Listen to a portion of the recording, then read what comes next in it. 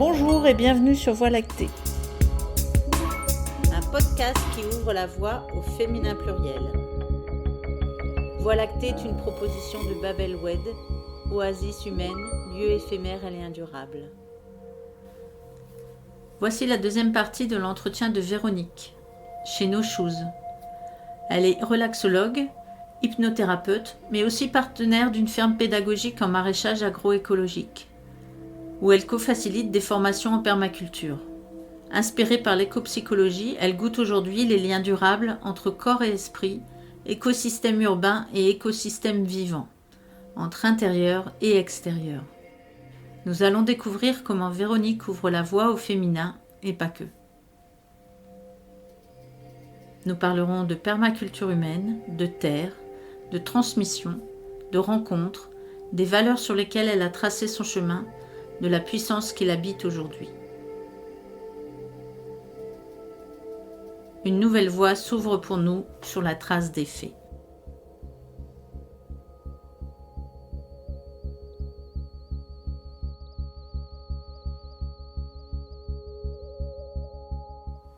Il y a eu un petit virage, enfin en tout cas un complément, une autre racine qui est en train de se mettre à pousser.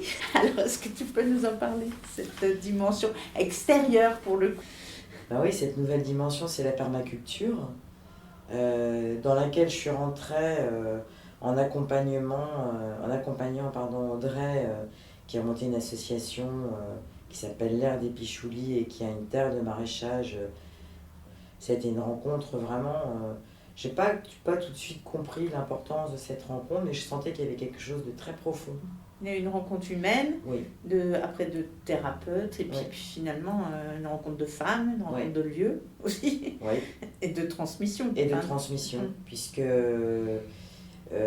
après l'accompagnement d'Audrey, en fait, est arrivé le premier confinement, où le cabinet, donc No Shoes, a été fermé pendant le premier confinement. Et Audrey m'appelant en me disant, bah, écoute, on a besoin de bénévoles, est-ce que tu veux venir? Donc je suis allée sur la terre de maraîchage, là, faire vraiment du maraîchage et mettre les mains dans la terre et me reconnecter à ce côté que j'avais déjà, hein, comme on le disait au départ, d'urbain et de campagne. Et me retrouver, oui, sur cette terre que je trouve très belle, avec une Audrey qui était par Monts et par Vaux, active sur tous les tableaux, de pouvoir l'aider aussi, de l'accompagner. Puis de fil en aiguille, en fait, elle m'a proposé de commencer à animer des formations avec elle. Donc j'ai commencé à amener des formations de 2 jours en ne prenant qu'une journée, moi en tant qu'animatrice, et en suivant la deuxième journée avec Audrey, en me formant aussi à d'autres formations sur des formats plus longs. Et puis d'y mettre la permaculture humaine, la dimension de l'humain, de l'écologie dans la intérieure. permaculture, voilà. C'est d'abord ce que tu as animé, Oui. plutôt sous forme de petits spots dans, Oui. dans les formations d'Audrey. Et aujourd'hui, tu as pris Oui. une dimension plus Oui. transversale sur Oui. tout le... Et donc toi, si tu veux nous raconter un peu la permaculture et la permaculture humaine, qu'est-ce que c'est venu, je sais pas, rassembler, veiller toi, Pour moi, ça faisait vraiment ça me permettait d'abord donner plus de sens à là où, dans ma transition, là où j'en étais aujourd'hui, et de me dire qu'en fait, dans la fleur de la permaculture, il y a tous les pétales, donc il y a effectivement l'agricole, il y a l'habitat, il y a l'humain, le bien-être, il y a le foncier, la gouvernance, donc il y a toute cette fleur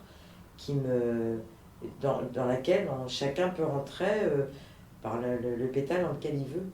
Donc moi je suis rentrée par l'humain et le bien-être, mais on parle toujours de la même chose. On se relie à l'écosystème qu'est la Terre, nous en tant qu'écosystème, les deux écosystèmes. Et le problème d'aujourd'hui, c'est qu'on ne sait plus que l'écosystème sur lequel on marche, c'est du vivant. C'est tellement artificialisé qu'on perd cette connexion avec le vivant, qui est un truc... en dessous de nos pieds, c'est juste énorme ce qui se passe en dessous, mais on a perdu cette connexion. Et que cette perte de connexion fait de nous des gens un peu hors sol, qui voyageons et qui fonctionnant dans un terrain où il n'y a que du bitume, que du minéral, et on va chercher les coins de nature, mais sans se rendre compte que, oui, quand on va dans ces coins de nature, ce qu'on vient connecter, c'est sentir, j'en reviens à nos choses, la connexion avec les pieds, quoi, nos racines, cet Oui, puis ancrage. c'est aussi cette prise de conscience, enfin en tout cas, cette possibilité de retoucher au fait qu'on fait partie de cette nature. C'est à pas fait. qu'on vient seulement la connecter, c'est qu'on a oublié en fait que Absolument. on en fait partie, parce que tu parles de deux écosystèmes, mais finalement c'est un seul et même bien plus global. On est liés. Et c'est ce qui fait partie de notre équilibre aussi, ou de notre déséquilibre aujourd'hui. En Oui. fait. Donc, L'environnement, au départ, quand on repart bien loin, Homo sapiens, l'environnement, il faisait partie de son environnement vraiment complètement, quoi. Il était à la fois dépendant de l'environnement, et comme l'environnement pouvait être dépendant de lui. Aujourd'hui, en fait, on a perdu cette connexion. L'environnement est devenu un décor dans lequel on évolue, mais on a perdu cette dimension on fait partie de cet environnement. Et moi, ce que je développe dans ce que j'appelle l'éco-psychologie, qui est vraiment importante à remettre en phase, c'est de se dire que oui, aujourd'hui, faut qu'on reprenne cette connexion, de se dire on est partie prenante de cet environnement. On y est, l'environnement fait partie prenante de notre personne aussi. Et cette déconnexion crée des problèmes de mal-être de toute forme. C'est terrible, quoi. Donc c'est vraiment refaire prendre conscience aux personnes que oui, on n'est pas dans un environnement qui est juste un beau décor dans lequel on prend ce qu'on veut, on l'aménage comme on veut. Non, c'est bien au-delà de ça. Et que cette connexion, on a besoin de la retrouver, quoi, pour se retrouver ancré et en harmonie. Parce que sinon, et puis même on parle de lien durable dans le fait que, effectivement, on a souvent la démarche aujourd'hui parce qu'on, tu l'as dit toi-même, c'est un peu une déformation. C'est comme quand on dit on fait des maisons en architecture, on fait du jardinage ou du maraîchage en permaculture. La permaculture, c'est bien une philosophie bien plus large, et que le fait de prendre soin de l'humain ou prendre soin de la terre, qui est une des trois piliers d'éthique, on se rend bien compte que tu rentres aussi par ce qui peut-être te parle le plus. Pendant un moment, tu as pris soin de l'humain et tu rentrais pas dans cette trilogie, on va dire. Aujourd'hui, tu retouches prendre soin de la terre, et on comprend comment tout ça s'est imbriqué pour atteindre le troisième pilier, qui est générer l'abondance et partager les surplus. Donc on parle bien de reconnecter à la force de vie globale. Donc c'est ça aussi. C'est ça que je trouve magnifique, quoi. C'est de me rendre compte, en fait, de tout ce que ça m'apporte là, de prise de conscience, mais surtout de me dire, mais je pense, c'est une réalité aujourd'hui. C'est quelque chose que moi-même, avec les formations que je fais avec l'ère des Pichouli, de voir comment ça me fait voir même les accompagnements en thérapie, ça augmente en fait ma vision, et ça augmente aussi la vision des personnes que j'accompagne. C'est-à-dire que je touche à quelque chose qui est tellement... c'est juste refaire une connexion que les gens ont tellement perdu, mais qui revient tellement naturellement. Je me dis, mais c'est incroyable. Je me dis, mais pour moi, c'est énorme ce qui se passe, de me dire, mais c'est incroyable et c'est magnifique de voir comment tout se lie avec, prendre soin des hommes, prendre soin de la terre, redistribuer les surplus équitablement. Mais oui, l'homme et la terre, on est liés, et si l'homme ne prend pas soin de la terre, on va de nouveau se déconnecter, et c'est intéressant de reprendre ce lien. On reprend soin de la terre et des sols, mais en même temps en la cultivant de façon durable, raisonnée et biologique, et tout ce qui est positif pour le sol, mais en se recontactant au sol, on se renourrit, nous, de cette connexion dont on a besoin, quoi, pour se relier à notre environnement. Oui, puis on parle qu'un aussi seul décor, de cette dimension collective que tu avais dans le projet No Shoes, et on reparle bien de la dimension collective, de la permaculture humaine. On parle aussi de l'hygiène de nos relations, finalement, de l'écologie et de l'équilibre de nos relations à soi, aux autres, à la terre. On voit bien que tant qu'il y a ce déséquilibre, il y a un des éléments qui pâtit, quoi, de toute façon. Donc ça, c'est la nouvelle dimension, et puis ça nourrit aussi bien ici que tu ramènes finalement l'essence, et les formations, les stages ont aussi des liens, je pense, c'est ça que tu me disais. Tu as des temps sur la Terre des Voyettes et à l'ère des Pichouli, comme il y a des temps ici avec d'autres intervenants aussi. Là, c'est collectif. il y a toujours effectivement cette idée de collectif, hein. Mais je pense qu'avec avec Audrey, on avait aussi ce sens en fait du collectif. Parce que moi, c'est toujours ce qui m'a... Enfin, dans tous les boulots que j'ai fait, ça a toujours été un travail de collectif. D'équipe. Et effectivement, tout seul, on va plus vite, mais en collectif, on va plus loin. Et moi, je suis plutôt une coureuse de fond, donc ça m'intéresse de... Moi, je vois la distance, vraiment, c'est quelque chose qui ne me dérange pas, c'est un format qui me plaît bien, mais c'est le faire en collectif. Et la force du collectif, c'est qu'à un moment, effectivement, comme nos choses, hein, moi, je crée ce collectif, puis à un moment, moi, je peux quitter ce collectif pour peut-être en aller en créer un autre. Mais c'est cette force-là aussi où je me dis, bah, moi, je suis libre, en fait, dans ce collectif. Et c'est cette liberté. Le projet de- subsiste voilà. et perdure et durable, Voilà. et Voilà. l'énergie d'une autre personne ou d'autres Voilà. personnes la nourrit. Et toi, tu peux aller, si tu es plutôt, on va dire, conceptrice, peut-être aussi, parce qu'il y a les niches en permaculture aussi, c'est-à-dire chacun aussi a sa teinte et c'est un peu sa mission, quoi, en fait. Et donc, si toi, tu es plutôt dans cette création, ce début de mise en forme d'une équipe, de la mettre à l'équilibre aussi bien humainement qu'au niveau du projet global, puis ensuite d'aller peut-être essaimer ailleurs, quoi. Ah oui, complètement. Complètement. Moi, c'est l'idée de... Moi, je me vois vraiment comme une passeuse, hein, parce que c'est ça, ce qui mène une semeuse. Moi, j'aime bien, oui, concevoir, mettre en place, voir pousser, que ce soit dans des lieux comme sur des terrains. Moi, j'adore le jardinage, j'adore planter des trucs, j'adore prendre soin des plantes, mais il y a toute cette notion-là de, oui, je sème, et je passe, en fait, je transmets. Et j'en reviens à mon père, en fait, là, le meilleur, la meilleure personne qui m'ait transmis ça, c'est mon père. C'était une de mes questions que je pose à tous, c'est-à-dire une personne sur ce chemin d'éveil, toi tu vas rechercher aussi loin que ça, et avec le recul tu te dis c'est lui. Ah oui, mon Dieu.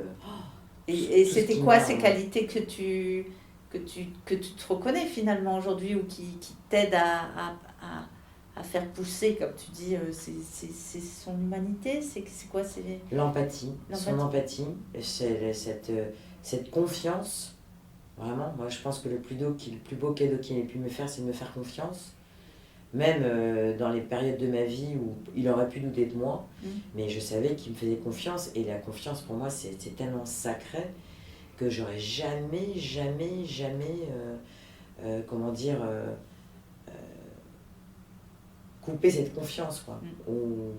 Donc pour moi, c'était trop important. Confiance et valeur, je suppose, parce que si tu dis casser, c'est que il avait confiance en toi dans ta capacité, aussi confiance en soi, je suppose. Ça a développé chez toi une capacité à créer, à oser, que peut-être si tu n'avais pas eu cet environnement, tu n'aurais pas.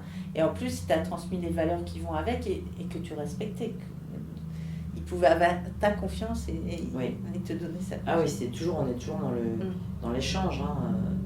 Et ça, je trouve que c'est...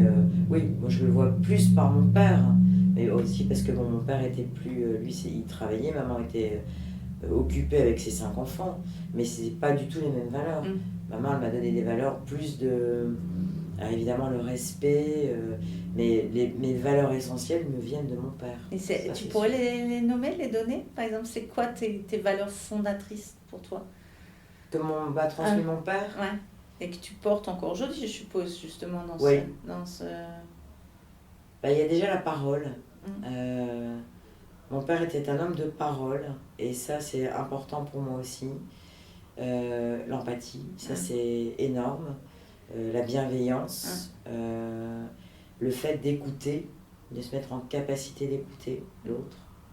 Ça, c'était aussi sans juger, vraiment, en se disant... No judgment. No jugement. Ça, c'est... Et no stress non plus, finalement. No stress non plus. Parce que une capacité à laisser l'autre émerger à son rythme. Oui. La liberté. Je pense pas. Mon père était un homme libre. Ça, c'est clair.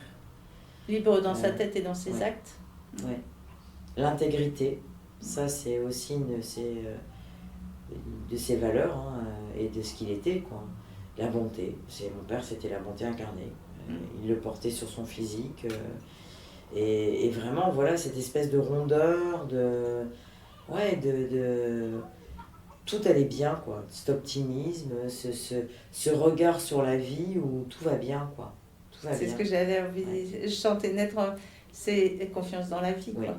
dans le fait que Ouais. si tu es dans le bon environnement, Oui. justement, et que tu crées les bonnes conditions, quelque chose de beau et de bon Oui. émerge, quoi. Chez Que l'autre. tout est possible. Mm.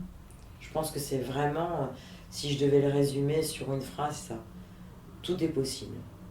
Et je sais que ça, c'est quelque chose que j'ai transmis à mes filles, qu'elles commencent vraiment à percevoir aujourd'hui, mais vraiment de façon très, très... Ça y est, elles les ont captées, quoi.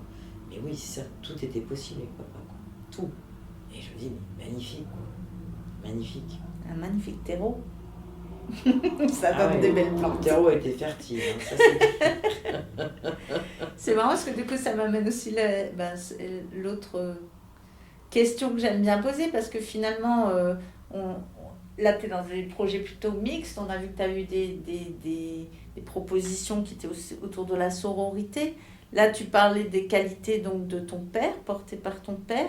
Tu étais en train de plus parler peut-être les qualités portées par ta mère. Par exemple, tu disais on était plus chez elle, sur je me souviens plus d'ailleurs. Bah déjà, oui, la notion de respect aussi, à maman, c'était important. Une certaine rigueur, quand même, maman. Après, c'était le côté aussi l'accueil, parce que la maison familiale, c'était une auberge espagnole. Donc cette capacité qu'avait maman aussi à accueillir, à créer un lieu d'établir, donc voilà, ouvrir aussi la maison aux copains, à la famille, aux petits copains, enfin toujours avec oui, la maison était ouverte. Il n'y avait pas de limite beaucoup à ce niveau-là, quoi. Après, je dirais à maman, une certaine retenue aussi. Les limites. C'est que, oui, tout est possible. Ça, moi, je l'ai bien compris de mon père.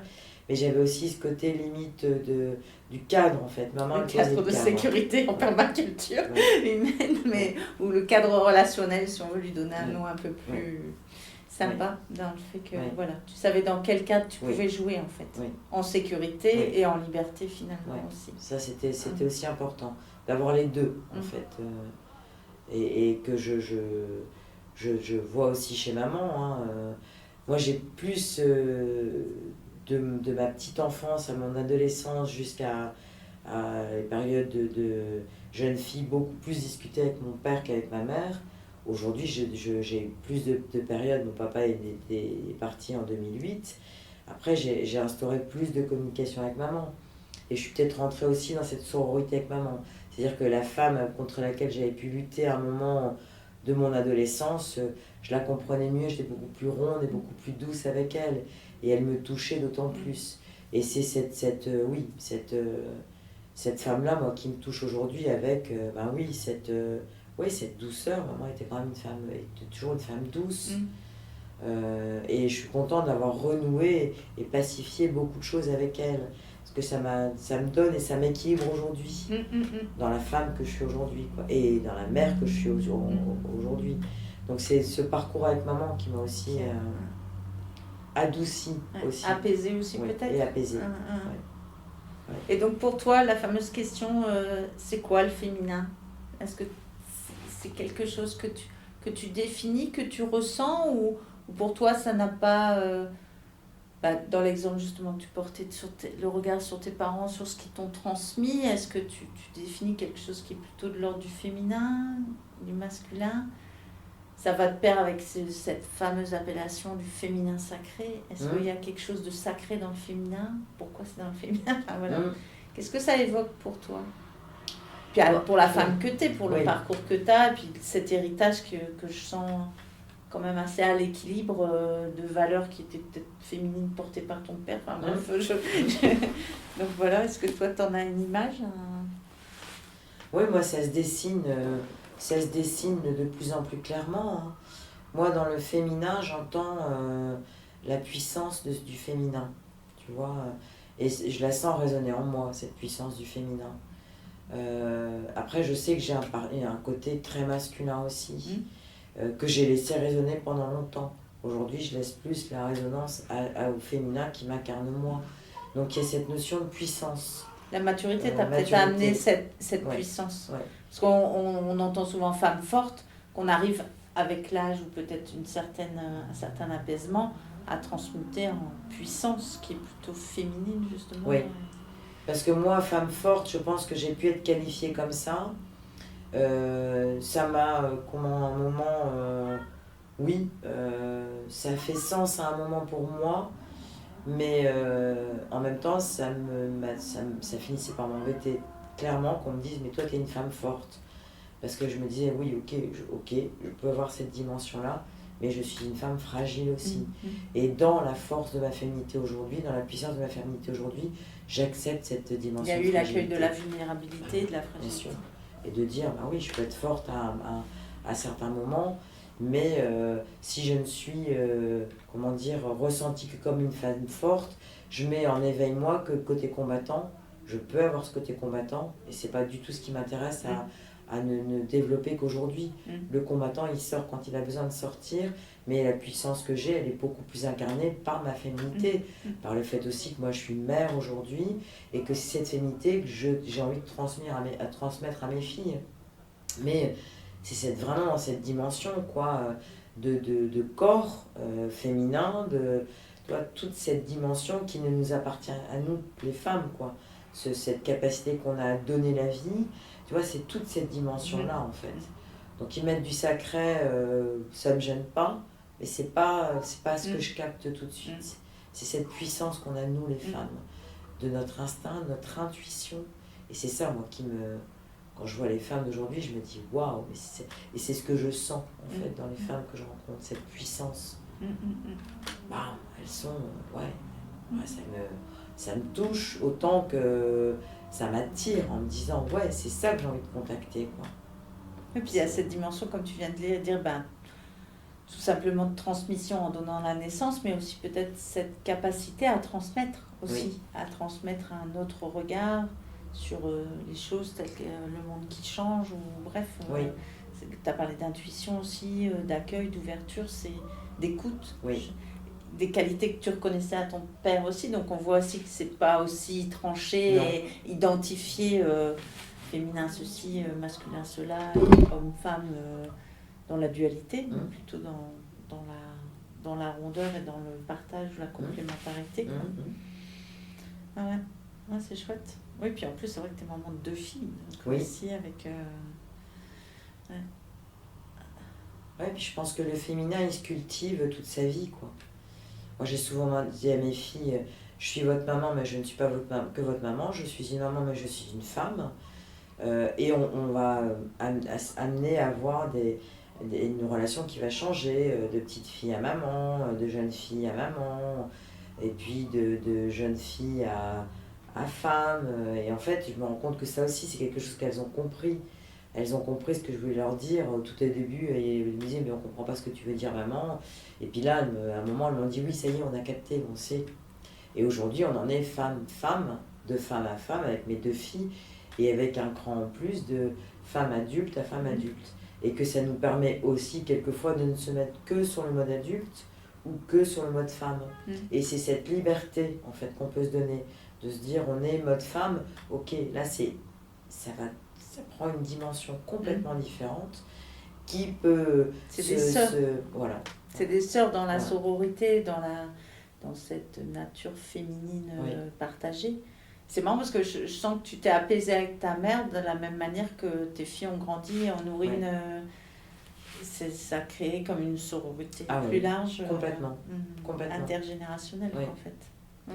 Puis une compréhension, tu vois, avec cet intergénérationnel, de partir pour elles leur grand-mère, donc de moi ma mère, de moi leur mère, tu vois, et d'elle, enfin il y a comme ça un passage de génération qui est, je pense que du coup, elles comprennent de quoi moi je suis incarnée, imprégnée, de ce que j'ai intégré, imprégné en moi, et de ce que moi je leur redonne aussi pour qu'elles se construisent elles, et de quoi elles sont intégrées, imprégnées, incarnées aussi.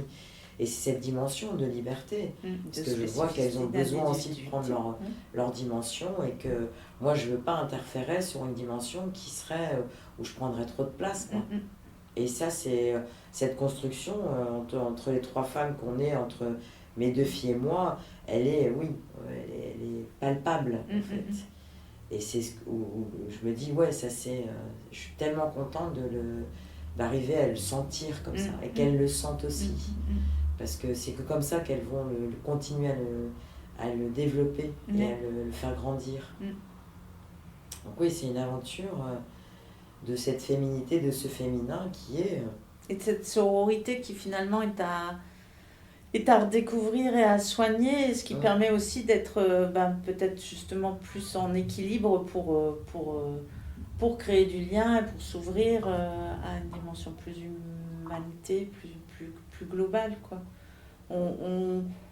Je perçois dans ce que je rencontre et puis dans ce qui se dit il y a eu tout un temps où la féminité ou le féminin était plutôt en compétition, quoi. Oui. Par l'éducation, le mode qu'on avait d'éducation, de vie, de société a fait que les femmes ont été en compétition les unes avec les autres et qu'aujourd'hui, comme un apaisement, comme tu le dis à l'échelle de ta famille, se met en place et qui permet d'être un peu plus dans une transmission plus globale et plus une alliance presque, enfin je vais dire, de tout ce qui nous compose en tant que femmes puissantes et qui permet ces connexions avec des hommes puissants, des hommes sensibles, des hommes... et ce qui refait une belle humanité, quoi, qui est quand même un peu le projet d'aujourd'hui, je dirais. C'est chouette. Et dans les questions comme ça, on a parlé, donc toi, une personne, c'était ton père, donc quelqu'un de très proche et qui a vraiment transpiré, incarné tout ce qui t'a aussi, ce terreau-là.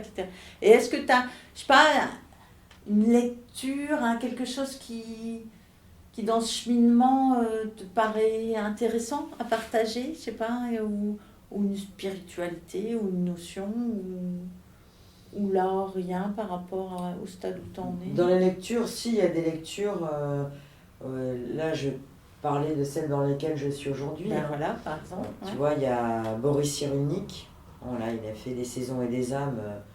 Ce livre, je me suis plongée dans ce livre. Je trouve que déjà, cet homme, c'est un homme que j'admire énormément avec cette résilience, cette capacité de résilience et ce côté positif, humain. Moi, je suis en admiration dans cet homme, quoi. Avec cette douceur comme ça, même dans son ton de voix, il est vraiment magnifique, quoi. Et puis, je me suis acheté un bouquin il n'y a pas très longtemps de Lobby McNamara, qui travaille sur la permaculture. Alors, on ne peut plus dire permaculture humaine, mais sur la permaculture et nous, et qui ramène en fait à tout ce qui est éco-psychologie, le travail qui relie. Donc, ce courant d'éco-psychologie, philosophie. Voilà, et c'est cette philosophie de vie qui, moi, en fait, refait lien aussi avec... oui, j'ai passé un petit peu de temps en Inde avec cette philosophie du bouddhisme. Moi, je vois pas du tout... Enfin, pour moi, c'est pas une religion, c'est une philosophie. Mais en tout cas, de renouer aussi avec des philosophes. Frédéric Lenoir, toutes ces personnes-là qui ont une lecture du monde qui est intéressante et à qui il faut redonner une voix. Parce qu'ils ont une perception du monde qui va enrichir, en fait. Avec une dimension... tellement plus ouverte et peut-être aussi tellement plus poétique que oui, c'est des personnes comme ça, quoi, moi, qui me touchent et où je me dis c'est un peu la voix du cœur, ce que tu cites, parce qu'il parle de joie, il parle d'ouverture du cœur, il parle de...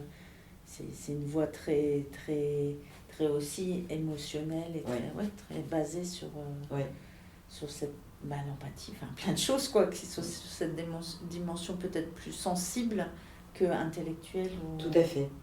On n'est plus connecté à... spiritualité un peu aseptisée, sans jugement, mais voilà, quoi. C'est à l'échelle humaine, avec les perceptions, et c'est quelque chose de tellement accessible.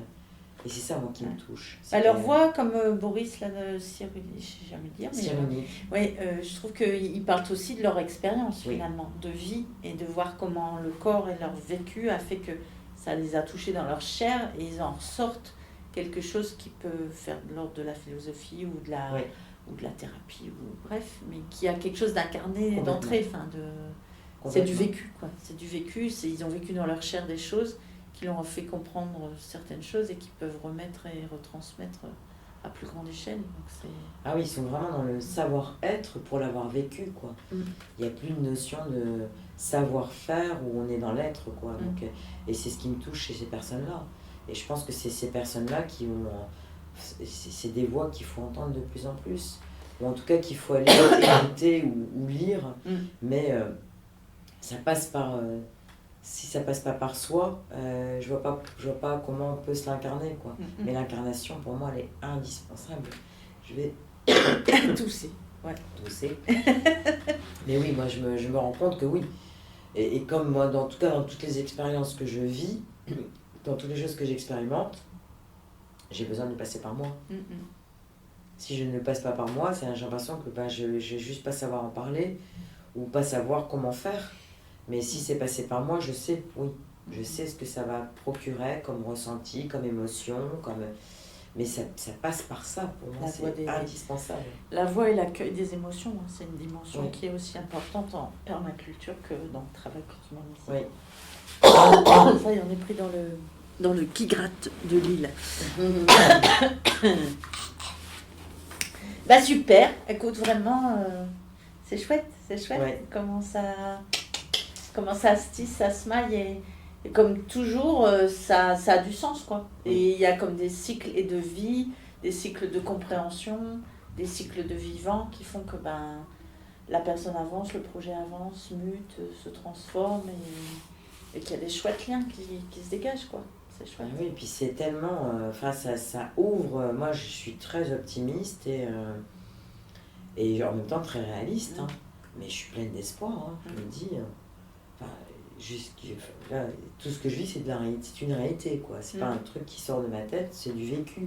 Donc encore une fois, je me dis, mais j'ai toute raison de croire que tout est possible. La légende de papa, c'est une réalité dans ta vie, quoi. Génial. Ah oui. Merci beaucoup. Merci à toi, c'est c'est un plaisir, hein, c'est très chouette. Encore une nouvelle voix, c'est cool.